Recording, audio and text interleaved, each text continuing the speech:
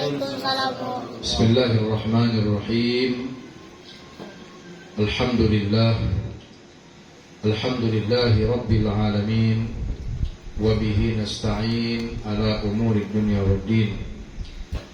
Allahumma salli wa sallim ala sayyidina Muhammad alladhi jaa bil haqqil mubin wa arsaltahu rahmatan lil alamin wa ala alihi wa sahbihi ajma'in. Subhanaka la ilma lana illa ma 'allamtana innaka antal alimul hakim.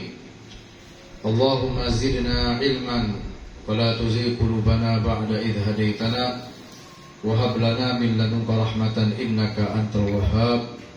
Allahumma arhamna bil Qur'an waj'alhu lana imaman wa nuran wa hudan wa rahmah. Allahumma dzakkirna minhu ma nusina wa 'allimna minhu ma jahilna warzuqna tilawatahu ana al-laili wa atrafan nahar waj'alhu hujjatan lana ya rabbal alamin ya arhamar rahimin amin ya rabbal alamin. Alhamdulillah, selalu kita perbanyak mengucap kalimat tahmid, memuji Allah atas nikmat-nikmat yang Allah karuniakan kepada kita sampai saat ini, yang tentunya nikmat itu sangatlah banyak. Tidak akan pernah kita mampu untuk menghitung nikmat-nikmat Allah Subhanahu wa ta'ala.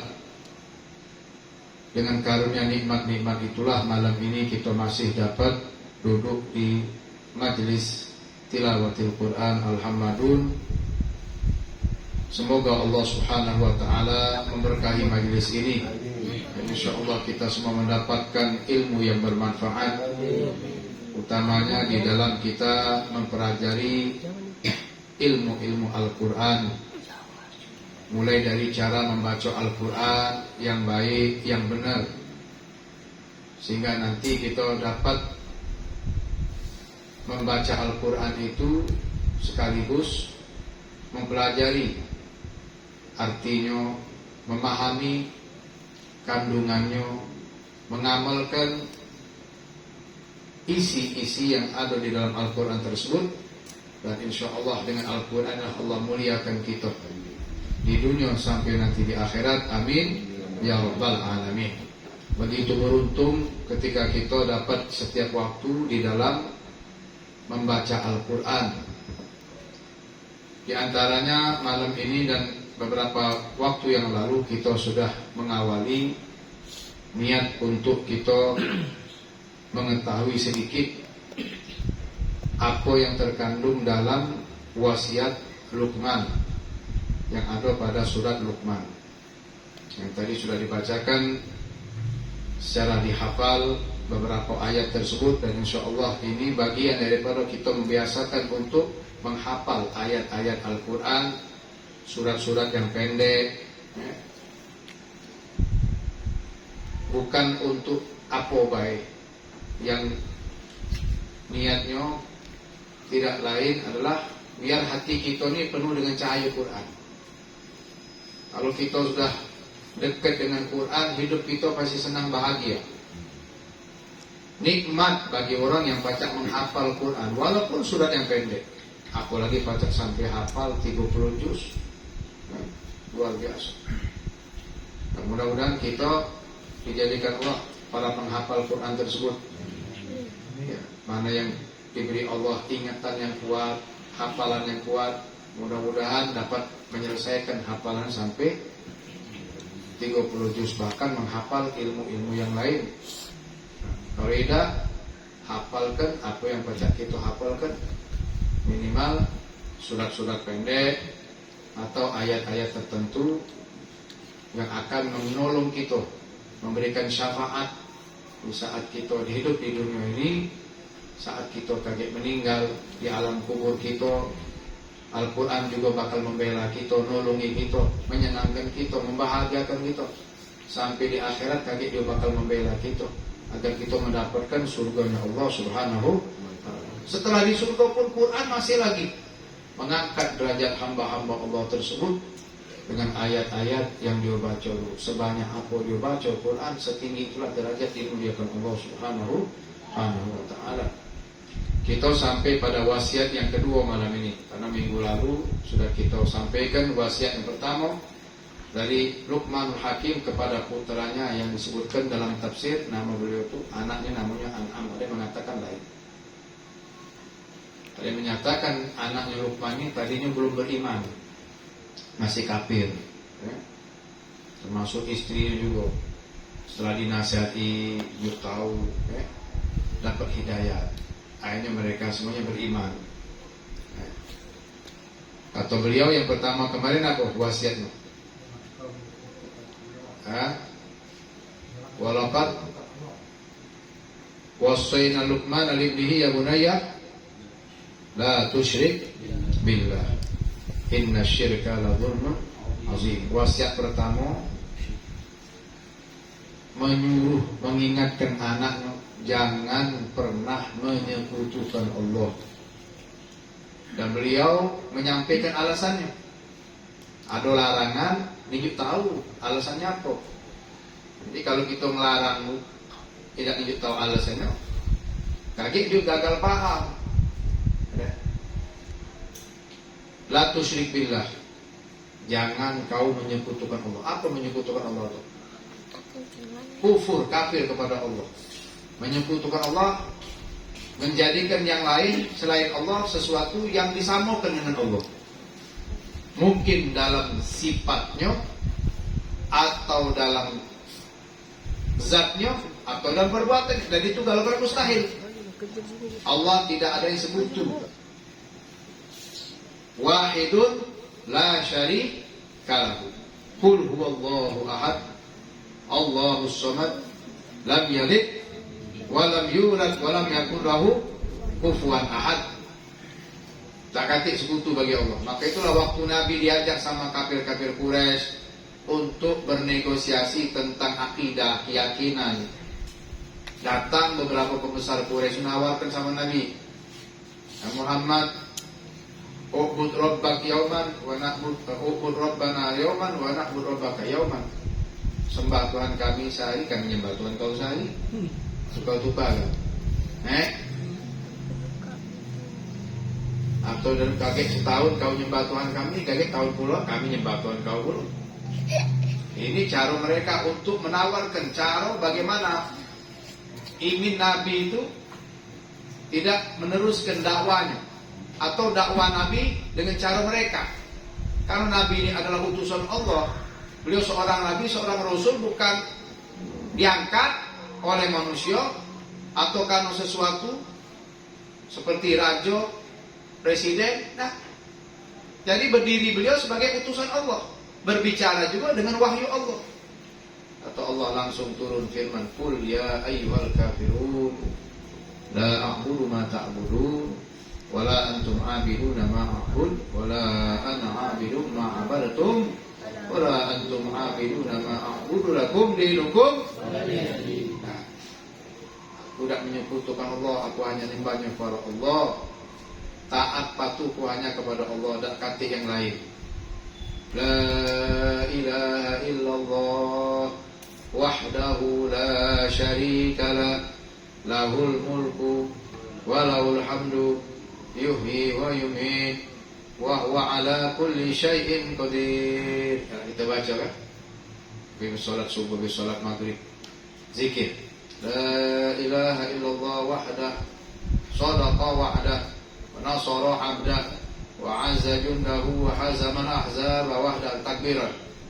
Kalau pergi haji, labbaik Allahumma labbaik labbaik la syarika laka labbaik innal hamda wan ni'mata laka wal mulk la syarika lak.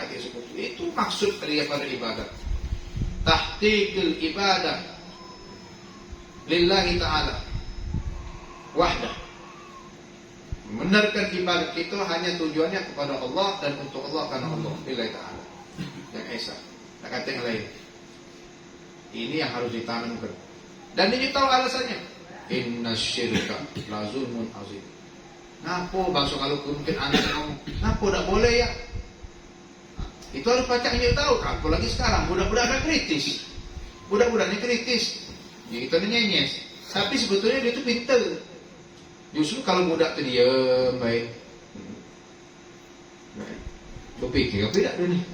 Cuma jangan nyanyi 10, sedikit nanya lagi, nanya. Sebelum dia nanya, dia tahu alasannya. Jangan kau menyekutukan Allah. Tak boleh menyekutukan Allah tu. Sesungguhnya, nah ini alasannya. Inna syirka la zulmun azim. Sesungguhnya menyekutukan Allah dosa besar, azim. Azim. Besar. Besarnya tak baca dibayang. Yang tahu besar kecil itu hanya Allah. Maka itulah Nabi SAW pernah mengatakan dalam hadis pada sahabat, ala unabbiukum bi akbaril kabair. Dalam dia diulang 3 kali. Nabi ngomong itu, tak mau dah kamu aku tahu dosa besar. Ala unabbiukum bi akbaril kabair. Ala unabbiukum bi akbaril kabair. Qalu bala ya Rasulullah. Sahabat ngomong, ya tentu Rasulullah, kami pengen tahu. Pengen tahunya kalau bukan pengen tahu nak digawekan, bukan pengen tahu biar tidak digawekan. Ini dosa besar nih. Kadang ada mau tahu digawekannya tapi tidak manfaat ilmu. Ini dosa besar. Artinya ini untuk dijauhi, jangan digawekan. Mesti dia tahu. Karena mungkin mau melakukan dosa itu karena tidak tahu mungkin. Ngapa dia menyekutukan Allah? Mengkali selama ini dianggapnya tidak apa-apa. Maka dia tahu dosa besar itu. Lalu Rasul menyampaikan kepada sahabat tadi tentang dosa besar tadi. Qala al-isyraku billah, menyekutukan Allah, wa uququl walidain, durhaka sama kedua wong tua, wa qaulu zur wa syahadatu zur, ucap bohong, saksi palsu. Nah, waktu yang ketiga ini Nabi itu lagi duduk, lagi ngomong tuh kali-kali. Sampai sahabat waktu dengar tuh lai tahu sakat. Sampai dalam hati tengah tidak diem Nabi. Ngomong tuh diulang-ulang gitu. Allah wa qaulu zur wa syahadatu zur. Allah wa qaulu zur wa syahadatu zur. Allah wa qaulu zur wa syahadatu zur. Terus diulang-ulang sampai sahabat. Apa diulang-ulang Nabi? Kenapa Nabi tidak diem? Menunjukkan masalah itu adalah masalah yang sangat bahaya. Diurutkan nomor 3 dari dosa-dosa besar: menyekutukan Allah, durhaka sama wong tua, juga ya, ngomong bohong atau saksi palsu. Insyaallah mudah-mudahan Allah kuatkan iman kita. Allah jaga tauhid keyakinan kita. Jangan pernah kita menyekutukan Allah dalam zatnya Allah, af'al perbuatannya Allah, dalam sifatnya Allah. Semua itu esa bagi Allah. Zatnya Allah esa, perbuatan Allah esa, sifatnya Allah esa. Dak kati yang nyamui. Laisa kamitslihi syai'un, tidak ada yang menyerupai Allah. Dalam apa? Dalam segalanya. Apa kita tak boleh mewujudkan Allah dengan wujud macam kita mewujudkan makhluk, tak boleh. Allah tidak bertempat karena Allah tidak memerlukan tempat. Allah menciptakan tempat, tapi Allah tidak memerlukan tempat. Jadi dengan segala kemuliaan bagi Allah yang layak bagi Allah, yang Allah Maha tahu, tak diwujudkan bentuk wujud segala macam. Kalau kita membayang itu ada menyekutukan, menggambarkan, menyamakan Allah dengan sesuatu di antara makhluk ini tadi. Ini kita tanamkan. Pokoknya tanamkan tauhid, bukan hanya kita pelajari ilmunya. Di antaranya perlu kita belajar dasar-dasarnya ilmu tauhid, seperti sifat 20, mengkaji sifat wajib bagi Allah apa baik, sifat mustahil bagi Allah apa, sifat jaiz bagi Allah apa, dengan dalil-dalil. Kemudian kita kembangkan itu dengan kita banyak berzikir dan taat kepada Allah, ibadah. Banyak baca la ilaha illallah, nanamkan tauhid ya, yakin seperti tadi. Habis solat subuh dianjurkan Nabi, habis solat maghrib dianjurkan Nabi baca apa? La ilaha illallah wahdahu la syarikalah, lahul mulku wa lahul hamdu yuhyi wa yumiitu wa huwa ala kulli syai'in qadir. Atau tak pakai yuhyi ini juga tak apa-apa. La ilaha illallah wahdahu la syarikalah, lahul mulku wa lahul hamdu wa huwa ala kulli syai'in qadir. Selanjutnya yang kedua, wasiat Luqman kepada anaknya.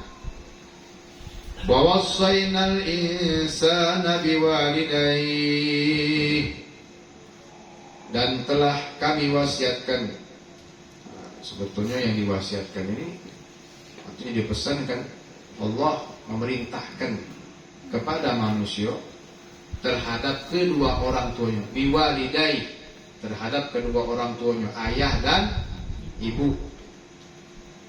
Dalam ayat yang lain Allah berfirman dalam surat Al-Ahqaf, wa wassaynal insana biwalidayhi ihsan.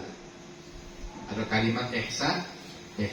Dalam ayat ini tidak kata wa wassaynal insana biwalidayhi. Dan Allah telah memerintahkan kepada manusia, wasiat Allah atau perintah Allah untuk berbuat baik kepada kedua orang tuanya, memperhatikan hak-haknya orang tua, ayah dan ibu kita. Dia tahu juga alasannya, kenapa mereka itu harus kita perhatikan, harus kita muliakan. Hamalathu ummuhu wahnan ala wahnin, dia telah dikandung oleh ibunya, wahnan ala wahnin, dalam keadaan ibu itu mengandung anak lemah di atas lemah, lemah dalam lemah. Dalam ayat yang tadi kita bacakan dalam surat Al-Ahqaf, hamalathu ummuhu kurhan wa wada'athu kurhan, dikandung anak itu dalam keadaan dia capek 9 bulan, bukan dengar 9 bulan, bukan 9 hari, bukan 9 minggu, 9 bulan. Melahirkannya pun capek. Nak menentukan anak itu susah. Antara hidup dan mati, kaget kamu bakal tahu kalau sudah pengantin, sudah punya bini. Waktu bini nak melahirkan, baru bingung, mana ini, bininya kesakitan, lakinya kebingungan. Ini budak mentu, tak kata ngurusi. Wawadadu kurhan, kadang emaknya mati, anaknya hidup.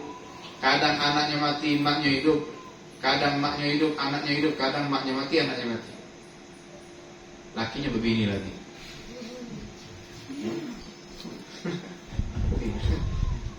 Wawadadu kurhan, melahirkan susah. Di sini wahnan ala wahnin, dhofan ala dhofin, lemah. Kalau dia harus menjaga kandungannya mulai dari bulan pertama, kedua, ketiga, terus tambah besar budak itu, tambah susah. Coba tanyalah sama orang tua kita. Cuman karena Allah tunjuk rahmat kasih sayang sama ibu lebih daripada bapak, macam itu. Kira-kira kalau diganti kalau kita yang hamil, ibu tidak ada. Nyingok jong ngidam besok apa gitu, muntah-muntah, badan lemes. Kadang sampai yang kalau ngidam jahat di orang tua dulu, sampai terpingsan-pingsan. Kuat makan baca, tidur, miring saro, kalau besar kandungan, miring kiri saro, kanan saro, apalagi ngugut, terentang, macam itu lah. Pasti ada nunggu takdirnya Allah takdirkan nih. Tapi ini terjadi juga kepada orang-orang yang soleh seperti ibu para nabi yang tidak alami hamil itu. Siapa itu? Lahir hamil langsung lahir. Ini yang tidak perlu punya.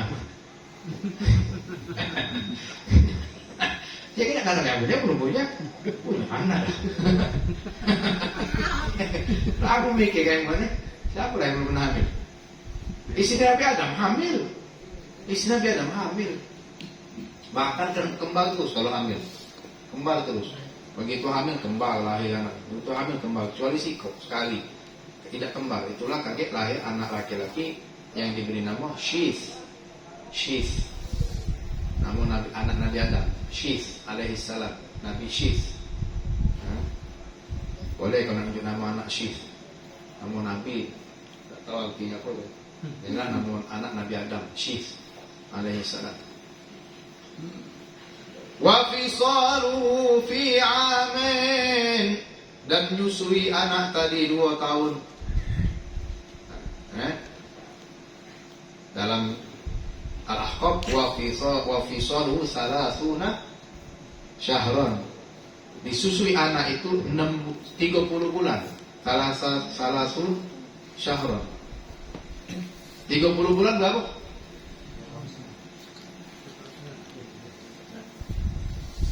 Dua tahun setengah.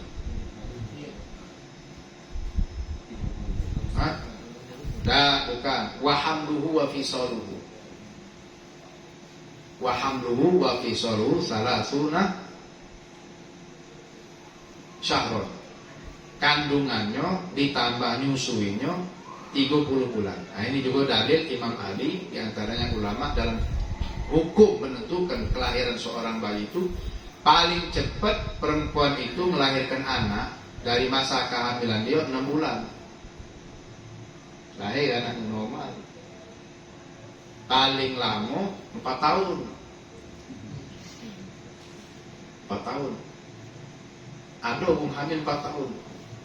Belum lahir-lahir budak, kan kita ajang tuh. Yang dimaksud itu. Dulu sabar. Kemarin ada kejadian budak sikap. Maka jamaah aman jadi bininya melahirkan anak ketiga. Selalu belum buka 1 hari. Masih macam itu. Ulang balik bidan, uji bidan dah selesai, tak baca selesai. Jangan sabar. Kecuali kalau memang dia sudah tak ini lagi, baik. Kalau sekarang kan ada cara baru melahirkan itu disesat, dibelah perut, belah lurus macam ini atau belah tengah ini. Udah tuh dia menentu. Kalau zaman dulu udah ganti yang selesai. Ganti selesai. Makanya maaf, ulama membahas Nabi lahir dari mana? Nabi lahir dari mana? Ada yang mengatakan di atas, di bawah pusat, di atas kemaluan, maaf. Itu berarti sesat loh. Tak punya sana, ada mukjizat. Right?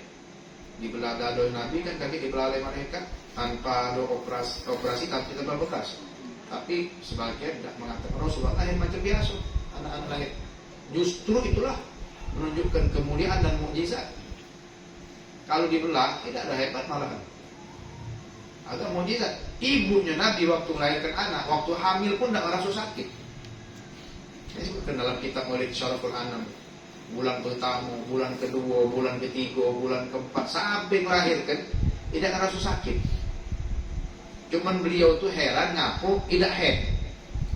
Nah, ngapo biasa kan head, umutino head kalau sehat. Tapi tidak head, pokoknya hamil. Bulan pertama belum sampai. Di antaranya kaki ayah Nabi meninggal waktu Nabi masih dalam perut.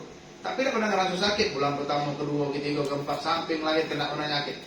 Lahir Nabi ibunya tidak sakit. Bahkan nengok macam-macam karomah kemuliaan. Ke ulama beda. Nabi itu ngajarkan macam tidak galak nyakit ibunya. Dari bayi lagi dia nyakit ibunya. Bahkan dari perut dia nyakit ibunya. Kalau gitu dari perut dia nyakit ibu. Lahir nyakitkan ibu. Udah hidup besar masih juga nyakit turun-turun. Haula wala quwwata. Allahumma ighfir walidina warham walidina ya Rabb, amin ya rabbal. Jadi di situ ayat dalam surat Ahqaf tadi 30 bulan itu dihitung dari masa hamil. Karena apa? Nyusui kan di sini 2 tahun 24 bulan. Hamil 6 bulan. Berarti berapa? 30 kan? Nah benar. Maka itu udah jadikan kaidah. Ada kaidah mengatakan kalau perempuan itu hamil paling cepat 6 bulan dia pacak sudah melahirkan anak. Dan itu bagus. Berarti anaknya masih mungkin nyumbut ukurannya baik kali. Tapi lahir pacak. Lahir. Tapi gato-gato berapa bulan? 9 bulan. Gato-gato 9 bulan. Ada yang sampai lama tadi 4 tahun. 4 tahun mana ini? Kaget tuh. Kadang hamil tuh cuma siko, anaknya kadang 2, kadang 3, ada 4, ada yang 5 kembar, ada sampai 9 di paling banyak kembar 9. Tapi saya mungkin tidak hidup kalau kecil-kecil, 9 ekor bayi. Masya Allah. Yang 5 ada banyak yang hidup yang 5, yang 3, yang 2.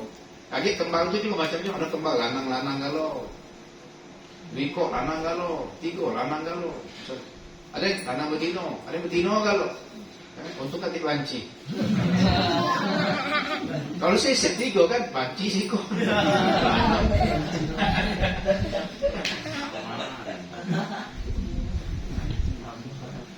Boleh insya Allah. Kalau pengen kembal anak.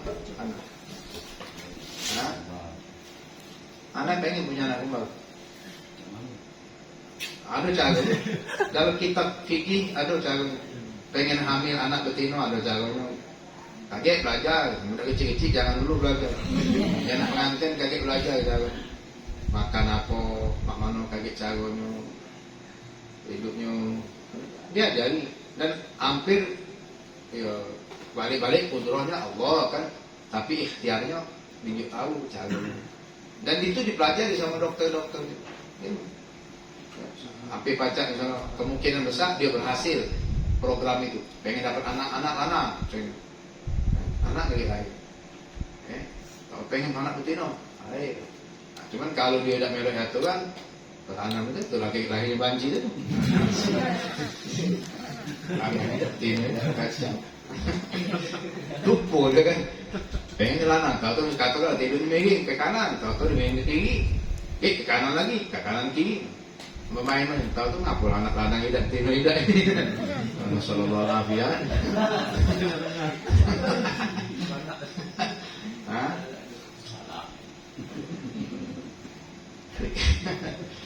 Jadi ini juga ngajarkan kita, ya Allah, kita tahu, memang kita tidak ngalami ya kan wong lanang kita. Cuma kaget kita baca dapatkan cerita dari ibu-ibu kita, atau kita kaget nengok mama istri kita, atau anak kita yang betino, atau adik kita, ayu kita, bibi kita, betino mereka saat hamil.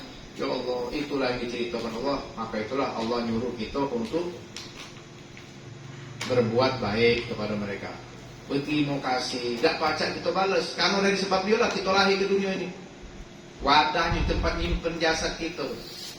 Sperma dari nutfah, sperma cairan mani 40 hari berubah jadi darah, 40 hari berubah jadi gumpalan daging, 40 hari dihembuskan terus macam ini sampai keluar. Ya Allah, makan dari perut ibunya, dijemput ibunya. Ya. Tak baca kita nak malas jasa untuk. Makanya ada satu darah tetesan waktu melahirkan anak itu, dengan apapun perbuatan baiknya anak itu kepada wong tua tidak terbalas. Anaknya berbuat baiknya sama wong tuanya, segalanya baiknya. Dia nak malas jasa wong tuanya tadi, tidak terbalas walaupun hanya satu tetes darah nifas waktu melahirkan dia ke dunia ini. Makanya tidak kati bekas ibu, tidak kati bekas bapak, membekas bini ada, bekas laki ada. Mengetua tetap mengetua, laki bini betul mengetua tetap mengetua. Anak dah kati bekas anak, itu bekas anak aku, itu anak bekas anak ada. Anak tetap anak, orang tua tetap orang tua.